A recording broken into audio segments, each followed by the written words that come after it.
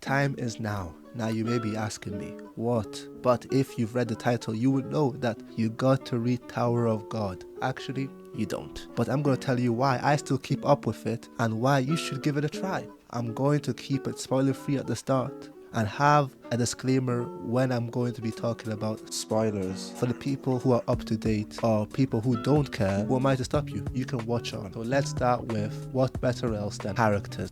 Tower of God makes such appealing characters from two friends with two major ways of thinking about life being broken up because of wrong decisions, or from characters who should be envied but sacrificed everything, either their family or so-called family, to make it to where they are now. Every character trope, good or bad, are represented, and I'm definitely sure there's a character for everyone. Now, will he stick around long? Can't guarantee it. Will he come back? 50-50. But I'm sure there's a character you will enjoy. There are even unapologetically evil characters in the show, which is cool, but mostly it's what side you want to pick, because everybody's shady, but some more than others. It's really who has the best PR. It's all a big PR game. Look at me. I would think I'm a minority because I'm a Jahad fan. I just think his PR team is really bad. It just isn't the best. But hey, but at the same time, he could just be a bad person. Now moving on, as much as a fan of small, tight cast of characters in the world, I'm a bigger fan of a larger cast of characters with their own goals, letting you truly understand how Tower affects different people. Sure, the story is revolved around Bam and his goals. Some characters' goals were sacrificed for Bam, but it still does feel like these characters have their own goals. So now you may be asking you, how can you develop so many characters? And the answer is, it tries its best. Like I said before, some characters do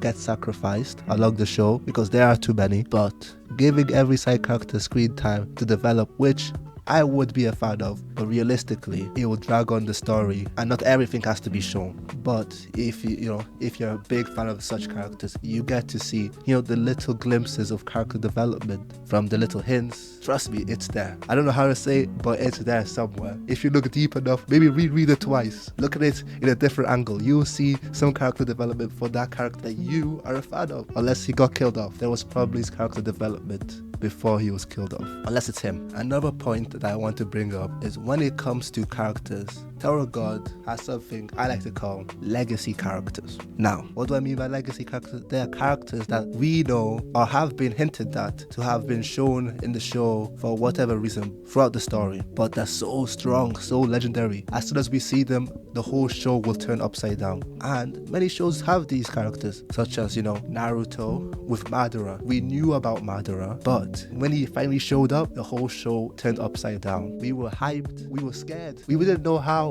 Madara was going to lose. Some of us still think Madara was undefeatable, but that's the type of characters that Tower of God and SIU have created, such as the 10 Great Families. When we eventually do see them, I know I'm going to be hyped. When I see Jahad, I know I'm going to be hyped. The best thing about this, Tower of God's been running for 10 years. A long time to give you hints about these characters. Every day I'm seeing something new about these legendary characters, like Jahad, for instance, a new one about the Kun family, a new one about the Lopobia.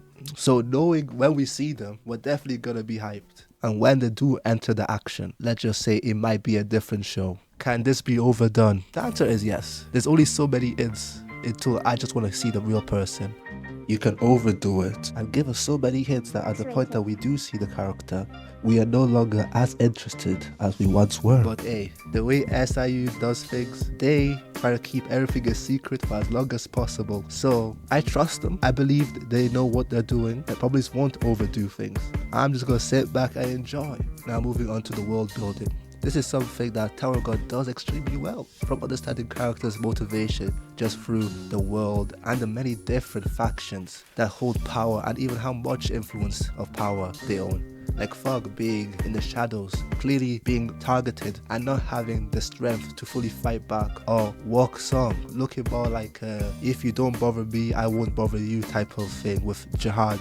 SIU has clearly put a lot of thought in all these aspects and played around with it. Even without knowing the full details, we can understand the politics of the world, from how princesses are treated from other regulars, or how different the 10 different families treat their own children. The most famous example is the Kun family. Mostly Edwin's wives have created a competition where the kids will have to fight each other when they're 10 to be recognized as true children of the family. But Edwin himself being indifferent to it, which is interesting. Clearly, he just doesn't care about his family. He wants to do him.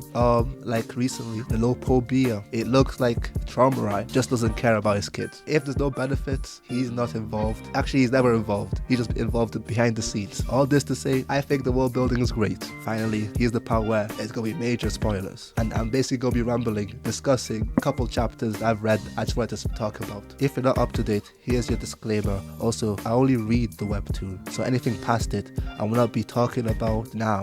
The actual reason why I made this video, I did say I was a Jahad guy, which, you know, it's not a lie, but I'm really a Kun family guy. So until I hear, you know, Edwin tell me don't mess around with Jahad, I start thinking maybe Jahad's a bad guy. But until then, hey, I'm a fan of his work, but not all of his work. And speaking of the Kun family and, you know, the leader of the Kun family, Kun Edwin, me getting to see the closest version to current Edwin, let's just say I was hyped, a bit too hyped, even though he wasn't really the main focus of this backstory. Hey, any scene with Edwin, I was happy for it. Hey, officially, unofficially meeting my GOAT. I am, let's just say, got me more hyped to see the current him. Also, who can hate such an underdog story with an MC like Rachel, my GOAT, my second GOAT, my underdog GOAT. This may sound sarcastic, but I'm being real when I say any Rachel screen time is a good time. And since we're bringing Rachel back, bring Mashini. Even though she was in the last arc, we can bring her again. I should probably say this, Rip Amizu. I knew you for a couple of weeks, but you will be missed. And from the current chapter that I just recently read, you know, season 3, 205, I have to pick a side. I may not like the guy as much anymore, but I'm gonna pick Traumarai. I'll be team Traumarai only because Traumarai likes Jahad's connection with Edwin. Nah, wait, maybe Gustag. But Gustag's clean with it though. Anyway, I'll pick Traumarai for now. I'll lock it in. If I'm wrong, I'm wrong, and I'm probably just gonna end this video now because I'm now rambling. Yep, I'll see you guys later.